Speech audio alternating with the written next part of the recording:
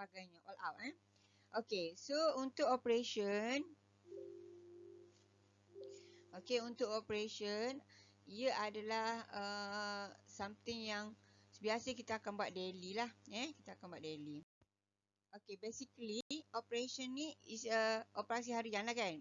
Okay, the operation of new enterprise involve the day to day activities. Maksudnya kena ada perkataan day to day activities lah kalau soalan tanya kan.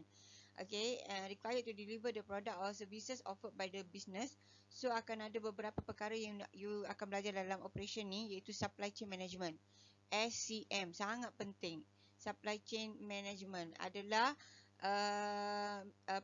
dia punya supply chain management ni dia adalah satu rangkaian, sebenarnya rangkaian daripada supplier, inventory dan juga distribution channel. Okay, so akan ada rangkaian-rangkaian yang terlibat, mungkin ada 4. Sekejap lagi kita akan belajar.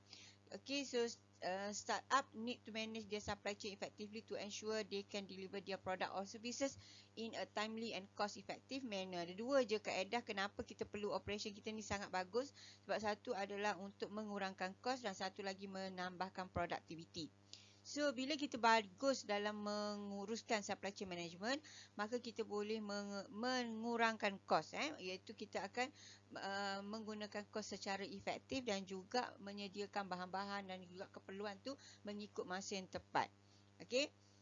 Lepas kita ada satu supply chain yang cukup, di situlah kita akan improve kita punya quality. So di situ apa yang kita buat adalah quality management.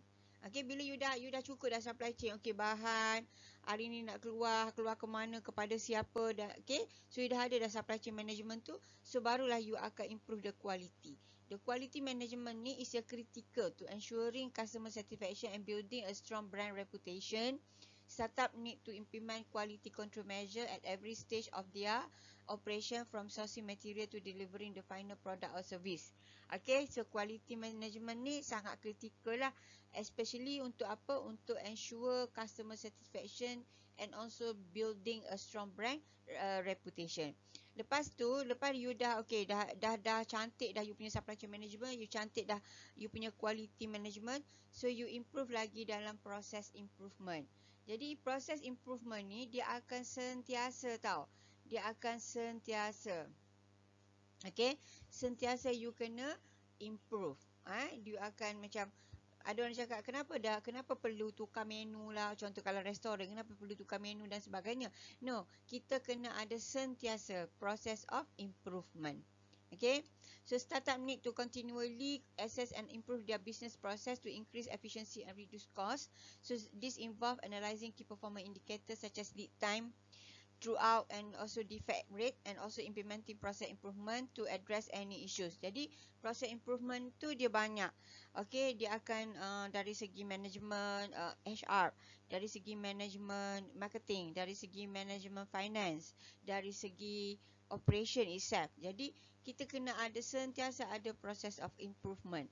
Kenapa tadi? Sebab biasanya process of improvement tu datang daripada quality management method tu. Okay, bila kita buat, kita ada beberapa tools untuk mengukur quality management. So daripada result of the quality management, kita akan go for process of improvement. Okay, so that bila kita melakukan proses improvement ini, ia akan meningkatkan to increase the efficiency and also to reduce the cost. Okay, 2 tu je. Maksudnya satu meningkatkan productivity or efficiency, yang kedua akan mereducekan cost. Okay, so contoh-contoh dia adalah kita nak capai KPI kita lah. Jadi kita akan KPI yang kita nak capai tu dari segi lead time, dari segi throughput and also defect rate lah, mengurangkan defect rate dan sebagainya. Okay, lepas tu human resource management. Okay, so you akan tengok juga dalam operation tu di mana keperluan startup need to recruit and manage their employees effectively to ensure they have the skill and expertise required to deliver their product or services. This include developing job description, creating a positive company culture and also providing training and development opportunity. Okay, jadi kena ada human resource management ni juga. Okay, macam contoh kalau korang macam sekarang ni, korang masuk kelas lah. Masuk kelas saya lah kan. So untuk improvekan human resource management. So bila kalau kamu ada bisnes lain, contohnya you pergilah kelas-kelas yang ada sentiasa tu. Which is kat sana you boleh belajar how to improve your human resource management. Lepas tu, untuk meningkatkan lagi kualiti dan juga mengurangkan kos lagi, in terms of you nak meningkatkan operation of the enterprises, jadi you boleh menggunakan teknologi adoption. Okay, adopt all the technology yang available right now. Kalau you tengok memang banyak lah kan di apa tu panggil di dunia sekarang ni memang banyak lah teknologi development, and you can be one of the technology producer lah. Okay, technology can play a critical role in a new enterprise operation, from automating process to enabling remote work. Startup need to stay up to date with the latest technologies and adopt those that can improve their operation and customer experience. Jadi teknologi adoption ni juga adalah sangat-sangat penting sebab dia boleh meningkatkan quality of the operation and also customer experience. Okay, dan make sure kita punya teknologi tu kena up to date lah. Macam contoh kalau wifi tu kena wifi laju lah, tak boleh lah wifi ciput zaman dulu. Kalau pakai telefon tu, sebab this is an investment actually. Kalau you macam nak buat live tu, carilah teknologi yang bagus-bagus. Carilah telefon yang bagus-bagus sikit. Sebab yang tu sebagai you punya investment. Kalau you punya teknologi tu macam tak up to date kan, dia akan mengurangkan keberkesanan penyampaian delivery of your product, quality of your product to your customer. Okay, next.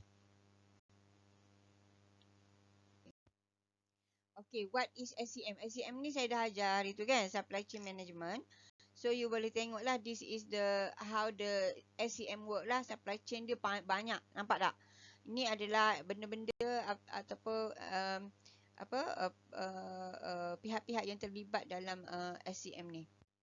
Okay, so SCM ni juga dikenali sebagai value chain ataupun demand chain. So dia adalah network of the involved companies through upstream and downstream linkages in the different processes and activities that produce value in the form of product and services in the hands of ultimate customer. Supply chain management, dia punya objective is to build a chain of supplier that focus on maximizing value to the ultimate customer. So normally supply chain ni memang kita akan gunakan untuk kita maximize how we can maximizekan penyampaian value kepada customer kita. Supply chain management is the process of coordinating the flow of information, materials and product and the money through the supply chain. So dia akan melibatkan beberapa perkara lah dalam kita mengkoordinasi the supply chain management ni to achieve the maximizing values to the ultimate customer by coordinating the flow of information, material and product and also the money through the supply chain. Contoh kita ambil, okay, bagaimana you nak belaskan you punya marketing, you punya advertising. Okay, you guna apa untuk advertisekan you punya produk satu. So bila you guna advertising tools tu, tak kisahlah FB ad ke apa ke, jadi you punya the information of your product tu sampai kepada customer, satu. Yang kedua, produk, macam mana produk you nak sampai kepada customer, sama ada diorang kena datang ke ataupun you menggunakan delivery ke, you post ke dan sebagainya. So how your product tu boleh sampai kepada customer, and then macam mana customer tu nak bayar dekat you. So all the thing tu you kena all those thing tu you kena fikirkan. Okay, semaksimal yang mungkin. Kalau boleh, kita tak nak langsung menyusahkan customer. Okay, because kita nak ultimate, kita nak bagi semaksimum value yang ada kepada customer. Contoh, dia nak bayar, okay, macam mana yang paling senang bayar online? Okay, tak ada masalah. So you all those thing tu kamu kena fikirkan. Okay, kalau bayar online pun macam mana? QR code ke? Bayar kena transfer ke? Bayar kena guna kad ke? Okay. So this is the supply chain consists of supply. Okay, this is the supply chain lah. Ni saya dah cakap hari tu, saya ulang balik. Okay, supply chain ni consists of supplier, manufacturer, distributor, retailer dan last kali baru customer. Dia sebenarnya adalah the networking from upstream upstream companies kepada downstream companies until last kali kepada customer. Okay, supplier, manufacturer, distributor, retailer, customer. So you can be whether sebagai supplier, sebagai manufacturer, sebagai distributor, sebagai retailer. Empat ni you boleh pilih sama ada kedudukan awak di mana. Awak nak jadi supplier ke, nak jadi manufacturer ke, nak jadi distributor ke, nak jadi retailer. Kalau you adalah original one yang buat, tak ada orang lain lagi yang boleh buat benda tu, so you can be the supplier. Okay, ataupun manufacturer.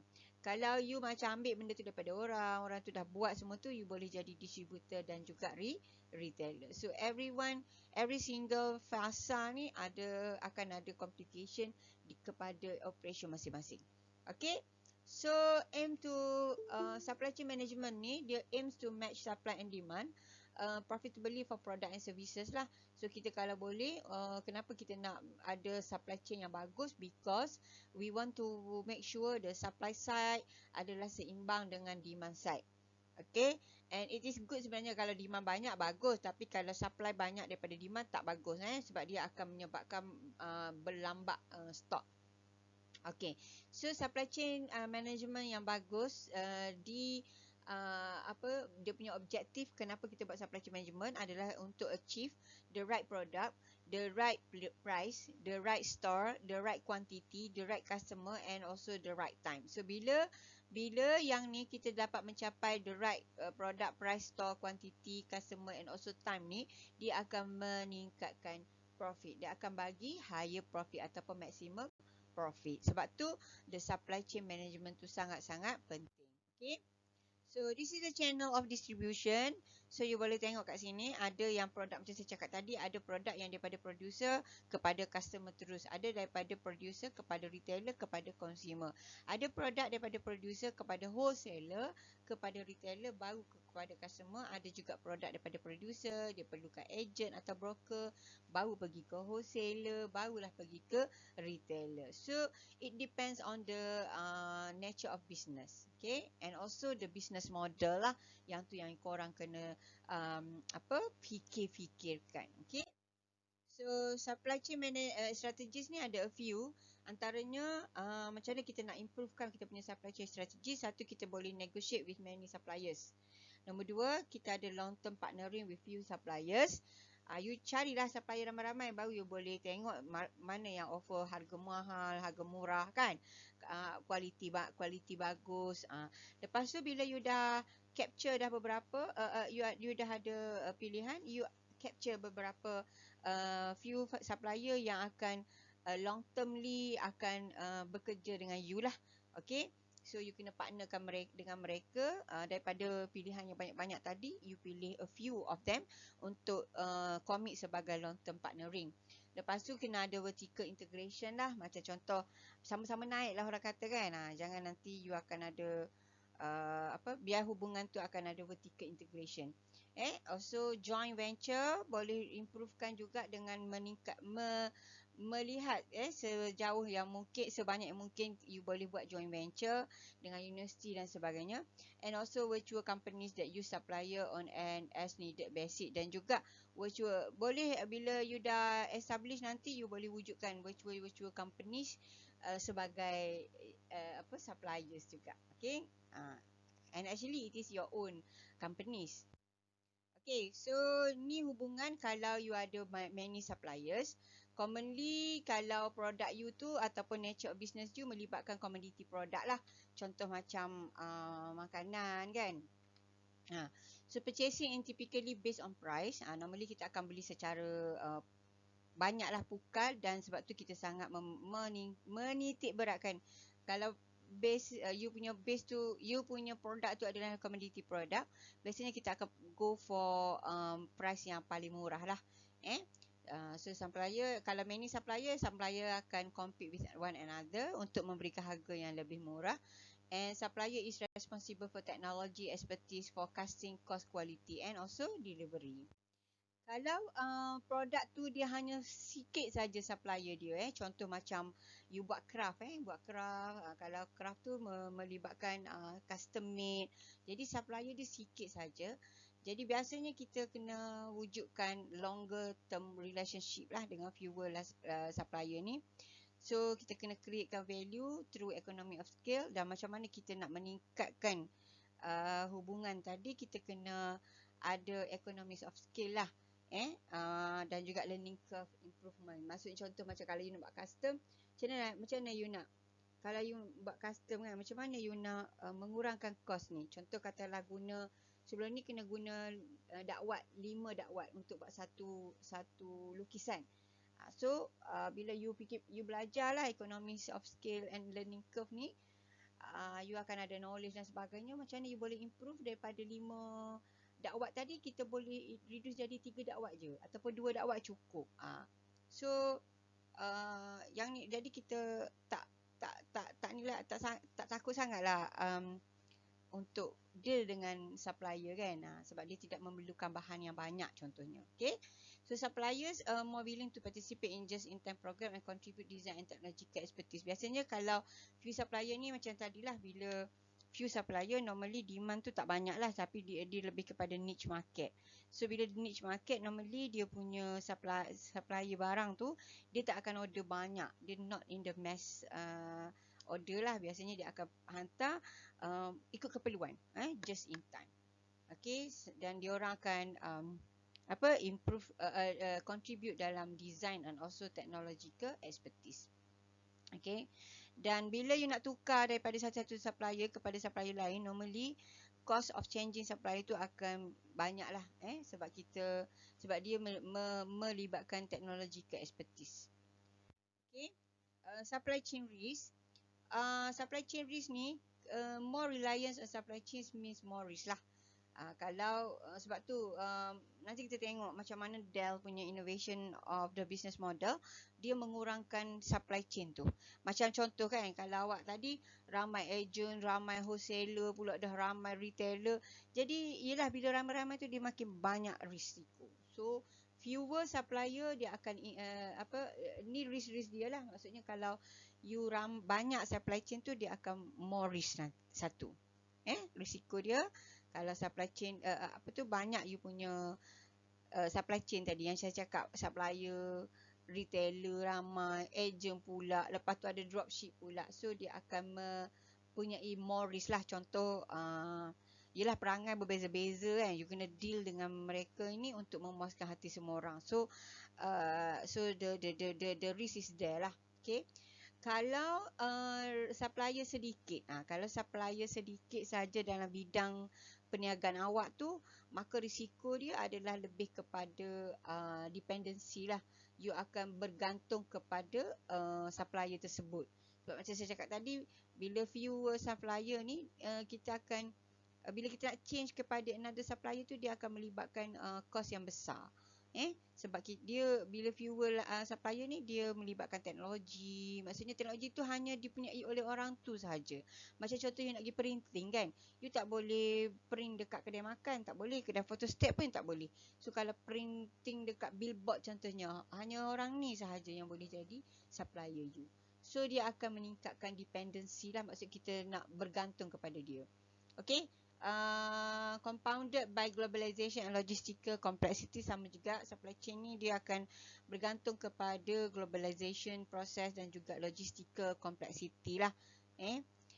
Lepas tu vendor reliability and quality risk, sama macam saya cakap tadi, more reliance on supply chain means more risk kan. Yang atas tu dia lebih kurang lah ni, vendor reliability and also quality risiko. Kalau you banyak supply chain, so quality risiko dia akan meningkat.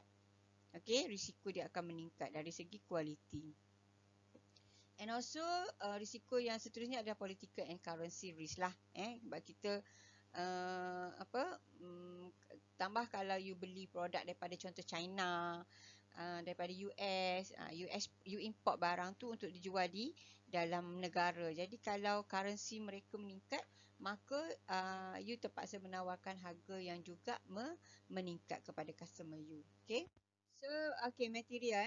Tadi dah kita cerita pasal supply chain. So material ni adalah any commodities used directly or indirectly in producing a product, such as raw material, component parts or assembly. So you kena make sure you punya raw material, component part yang terlibat dalam operation you tu apa ni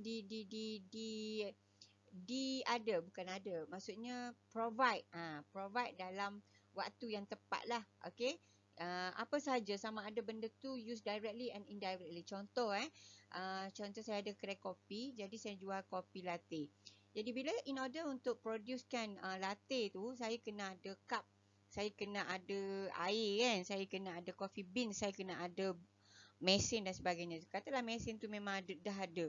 Jadi now kita cerita day to day operation ialah pasal beans, pasal air, pasal cup, pasal flavor, dan juga apa lagi? Saya pun tak ingat setiap pagi.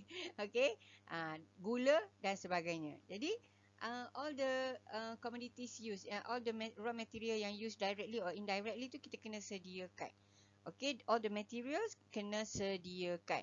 Okay, so ada dua perkara yang kita kena highlight lah bila kita nak menyediakan material ni. Contoh, how much to buy at one time and when to place the order.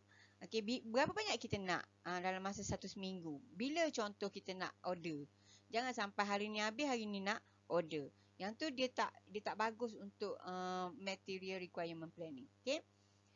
And also needed material at the right time and at the lowest price. Contoh kalau you buat makanan harian kan, okay, bila you nak top up you punya bahan-bahan tu. Okay. So it is actually memang ni lah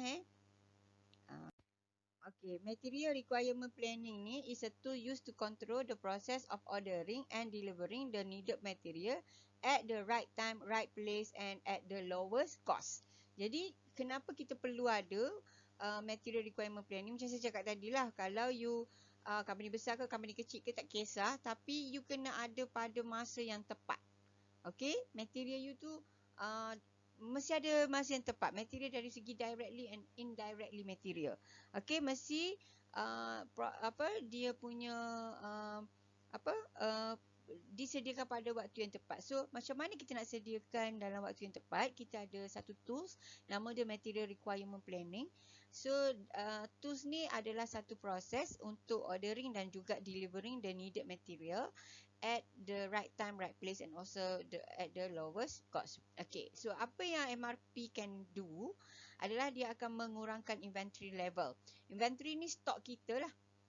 Stok kita yang ada dekat kedai tu. Okay, sebab kalau kita tak nak stok banyak-banyak dekat kedai, bukan stok, dia macam stok lah kan. Apa yang kita nak jual tu kalau banyak-banyak, dia tidak produktif sebab dia akan makan space dan sebagainya. So what can MRP do adalah inventory, kita dapat mengurangkan inventory level, mengurangkan purchasing cost, mengurangkan manufacturing cost dan juga mengurangkan lead time, masa menunggu ni kurang. So, kalau ada soalan tanya yang ni, please make sure you tahu you tahu macam mana you nak elaborate MRP ni, macam mana kita nak, kenapa MRP ni boleh mengurangkan inventory level, boleh mengurangkan purchasing cost, boleh mengurangkan manufacturing cost dan juga lead time. Okay. Okay, selain daripada itu, MRP juga dia boleh meningkatkan shipping performance, customer service, productivity meningkat juga, production schedule juga meningkat dan juga communication juga meningkat. So ni all the things meningkat, yang tadi tu menurun So MRP juga boleh meningkatkan increase the shipping performance, customer services, productivity also increase, production schedule juga meningkat and also communications. Okay, dari segi logistik dari segi logistik, bila SCM dan juga MRP yang bagus, kita nak tengok dari segi logistik lah. Okay, so logistik dia adalah kenapa kita kena consider pasal logistik, to produce the appropriate goods or services in the right quality and quantity, to distribute them to the right place at the right time. Kalau you ada material you nak hantar ataupun finishing product you nak hantar kepada customer, ataupun material you nak order daripada supplier, so kena kena tengok logistik dia make sure the logistik tu penggunaan logistik yang kita pilih tu tepat lah. Dan boleh menghantar barang-barang tu, distribute them to the right place at the right time. Tu yang penting istilah dia mesti right semua. Okay, so logistik encompasses, logistik ni bila you nak consider satu-satu logistik yang you nak involve dalam you punya operation adalah dari segi design, implementation and also management of system for efficient deployment of personnel, physical facilities, raw materials, in-process inventories, finished product good and also related information of services. So, bila you nak enhance you punya logistic management ni, you kena tengok dari segi design, implementation and also management of the system logistik you tadi. Kalau you tengok gambar kat sini kalau katalah memerlukan kapal, ada yang memerlukan lori sahaja, ada yang memerlukan kereta api ECRL dan sebagainya. Ada yang memerlukan JNT sahaja. So yang daripada situ, daripada keperluan logistik you ni, you kena pasti siapa yang you nak hire. Kalau you kata produk you ni kena hantar dengan lori, jadi you kena ada driver lori. Tak boleh you pula nak pergi driver, tak boleh nak drivekan lori ni, tak ada. You kena ada personnel, orang-orang yang terlibat. You kena ada, kalau ada ni kena ada orang check up produk kan, kena ada kerani yang check. Physical facilities, kalau lori nanti nak pergi parking kat mana. So kena fikirlah semua physical facilities, raw material, in-process inventories, finished goods and related information or services. Dia bukan bila you manage satu enterprise ni, you bukan hanya manage jual produk you sahaja. You kena consider all these things lah, termasuk logistik dan sebagainya. Ini beza lah kalau macam kalau you buat assignment 2 hari memang berbeza lah dengan you buat management selama lama lah kan kalau you buat enterprise. So logistic covers the whole supply chain from the acquisition of raw material through production to the point of consumption. Lepas tu inventory ni stock you lah. Tracking the inventory on a regular basis help you zero on the ideal number of goods, parts and supply to maintain. There must be a good system to record the inventory and arrangement must be made for adequate, secure storage facilities and effective requisition procedure. So, bila you ada inventory kan, contohlah you buat produk. Kalau produk makan ni, contoh you ada, kalau tudung tu you kata you order 10,000 tudung kosong untuk you letak manik contohnya. So 10,000 tu you nak letak kat mana? You nak letak kat mana? Bila masa 10,000 tu akan keluar kepada customer you? Semua tu you kena kira. Sebab kalau you tak keluar-keluar, benda tu akan berada di dalam store you. So dia akan, bila store you akan ada limited space. Selain daripada produk tu ada lagi produk lain you nak masuk dalam store kan. Jadi dia akan menyebabkan you terpaksa menyewa store-store yang lain. Itu yang akan menyebabkan kamu punya kos akan meningkat. Dan juga banyaklah bila ada macam contoh produk yang tak boleh, yang kena duduk dalam aircon, kena duduk dalam chiller contohnya. Jadi you memerlukan elektrik dan juga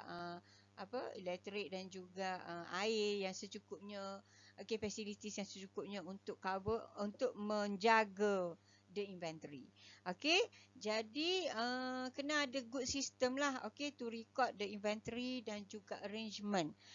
Must be made for adequate to secure storage facilities and also effective requisition procedure.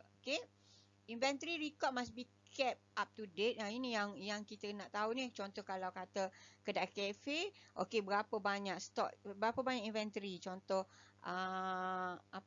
cawan, pinggan, mangkuk, tisu. So semua tu adalah inventory lah yang diperlukan. Yes, Muhammad Nakib. Ya, Nakib nak tanya apa? Tak dengar.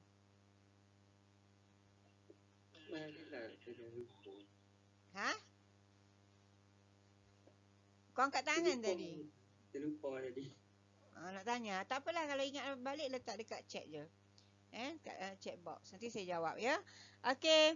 So inventory record must be kept up to date. The inventory should be physically count at least once a year.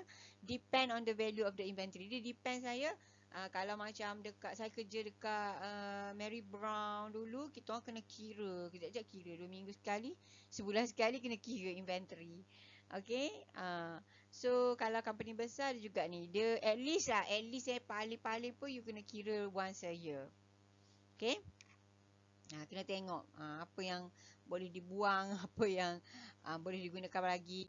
Okay, inventory control and EOQ, the primary question of inventory control, biasanya yang kita tanya, macam mana kita nak control inventory tadi kan? Soalan awak akan tanya, Mira, macam mana kita nak control inventory? Kita nak tahu berapa banyak yang nak masuk, berapa banyak yang nak keluar kan? So ada 2 soalan yang korang boleh tanya untuk you all jawab lah atas you all punya operation company lah kan, enterprise you. How much to order at any one time and when to reorder? Berapa banyak? Macam contoh you jual fries kan? Okay, nak beli fries, okay, you ada peti 1 sahaja. So 1 peti boleh muat dalam 5 plastik fries tu kan? Jadi bila you nak order 5 plastik ni, and bila you nak reorder, bila ditinggal 1 ke, ditinggal 2 ke, yang tu you kena plan. Contoh macam tu lah. Okay, so this is the contoh of inventory control card. So you boleh tengok lah ada unit price. Okay, hari ni you check ada berapa unit on hand. Okay, yang ni yang masuk berapa. Okay, record balance ada berapa. Kat sini baru kita nampak. Okay, oh ada balance ada 5 lagi. So dah boleh reorder. Okay, so nak reorder quantity berapa. Contoh biasa you kena ada 20. Kalau remain 5, maksudnya you kena top up another 15 lah. Macam tu ya. Okay, so Pak I nampak lah kan. Just in time inventory system ni, kita tak nak inventory tu banyak-banyak dalam inventory tu banyak-banyak dalam store. Sebab tu kita sangat particular dengan inventory lah. Especially kalau you kerja dengan company besar, you jadi manager semua. So you kena make sure you punya inventory tu diuruskan dengan betul. So kita panggil just in time inventory system. So kenapa just in time inventory system ni sangat penting? Sebab delivers inventory in the production process when it needed tu. Maksudnya kalau katalah you tak just in time kan, dia akan menyebabkan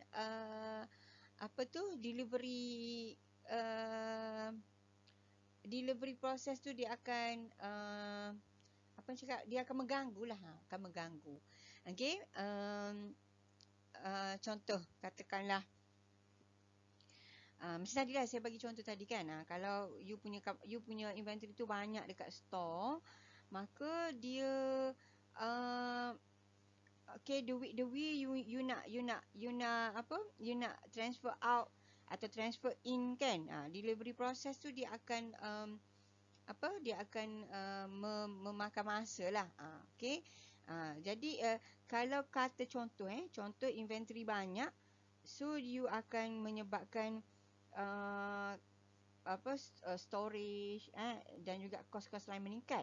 Kalau inventory you tak betul dari segi inventory you tak ada, faham tak? Maksudnya you nak buat kerja, you nak buat proses, nak buat production, tak dapat sebab raw material tak ada. Tu pun bahaya juga. Sebab apa? Sebab raw material tak ada, sebab ni lah, sebab inventory tak update. Kan? Tengok, oh rupanya tinggal 2 sahaja. Macam mana ni nak buat produk? Tak boleh. So delivers inventory in the production process when it is needed tu mesti just in time. So lepas tu advantage dia, kalau you ada just in time inventory system ni, dia boleh reduce the cost of maintaining inventory. Macam saya cakap tadi lah, kalau barang banyak you kena ada orang yang menjaga, kena hire dia lagi, elektrik, storage, kena sewa. Jadi yang tu dia akan menyebabkan cost of maintaining inventory tu meningkat. Jadi kalau you ada sistem yang just in time ni, maka dia boleh reduce the cost of maintaining inventory. Okay. Lepas tu, it is the result of the demand pool effort of the firm to schedule production. Just in time ni juga adalah satu result lah. Maksudnya hasil untuk hasil daripada demand pool effort lah of the firm. Jadi kita nak tengok production kita, yang keluar banyak mana, yang masuk banyak mana, ikut demand pool lah. Kat situ kita menggunakan kaedah just in time. Okay, kalau demand banyak, so yang ni kita order banyak dulu. untuk raw material contohnya. Kalau hak ni demand sikit, so yang ni kita boleh reducekan raw material. Contohlah ya.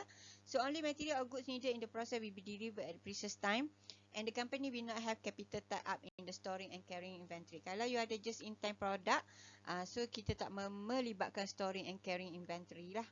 Okay. Kita akan kita boleh bear the cost of storing and carrying inventory. Okay. Two components of inventory cost is ordering cost and storage cost. Bila melibatkan inventory ni, dia akan macam saya cakap tadi, kalau kita ada just in time process semua tu, kita boleh mengurangkan inventory cost kan. So inventory cost ni apa sebenarnya? Dia ada dua, ordering cost dan juga storage cost. Ordering cost ni dia include shipping and employee cost associated in purchasing item. Kalau korang beli satu, contohlah you beli, you memerlukan 100 tapi you beli 20. Jadi you kena buat 20 kali 5. Jadi setiap kali you pergi beli tu 5 kali tu dia akan melibatkan kos minyak, kereta dan sebagainya. Okay, sebab tu kita kena ada management of inventory yang bagus. So ini during the ordering. Okay, so include shipping and employee cost associated in purchasing item. Yang kedua, storage cost. Include kalau katalah you memerlukan 100 tapi you pergi order 200. Jadi 100 tu you kena simpan dekat store. Jadi kat situ you akan memerlukan warehouse expenses, spoilage and also cost of money for inventory item. So kalau ikut dia adalah formula dia ya. Total inventory cost ni sepatutnya price darab dengan total number of unit purchase tambah dengan holding cost. Darab dengan quantity order bahagi 2, lepas tu tambah dengan fixed cost, darab dengan total number of unit purchase, bahagi dengan quantity order. Ni tak apalah, tak ada apa pun. Okay, alright. So macam mana kita nak make sure benda ni kita boleh lakukan dalam waktu yang tepat? EOQ tadi kita nak pilih yang tepat. Yang pertama kita kena usage during lead time. Yang kedua safety stock desire lah.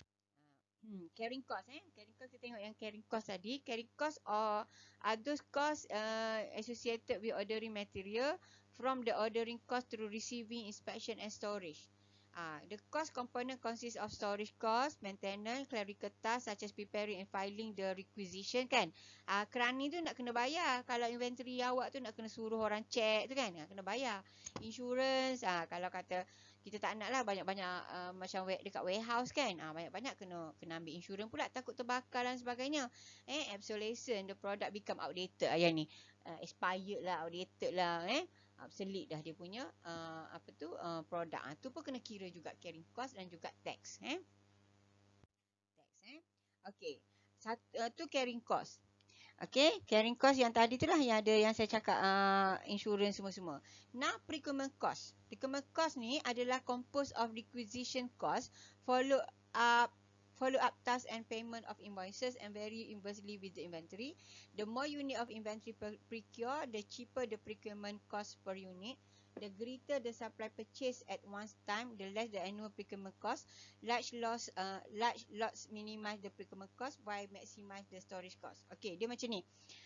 Procurement cost, dia ordering cost tadi tu dia include yang saya cakap lah. Procurement cost ni dia macam cost yang kita dapat jimatkan bila kita order banyak. Contoh macam tadi kita nak jimatkan, kita ada ordering cost tadi kan berapa. So kalau kita consider shipping dan sebagainya tu, dengan kita consider procurement cost ni, yang mana lebih tinggi? Contoh, okay, procurement cost tu dia contoh kalau kita order banyak, order baki. Contoh kalau you beli you order kalau kedai kafe lah cup cawan. Contoh kita order sekali tu 100. Mungkin dia akan charge awak satu tu 20 sen.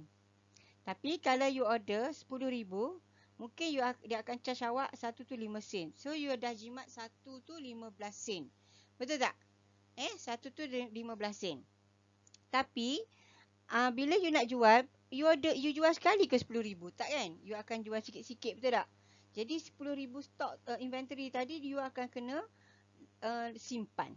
You kena simpan. So kita nak tengok cost tu yang mana lebih macam mana hubungan dia. Okay.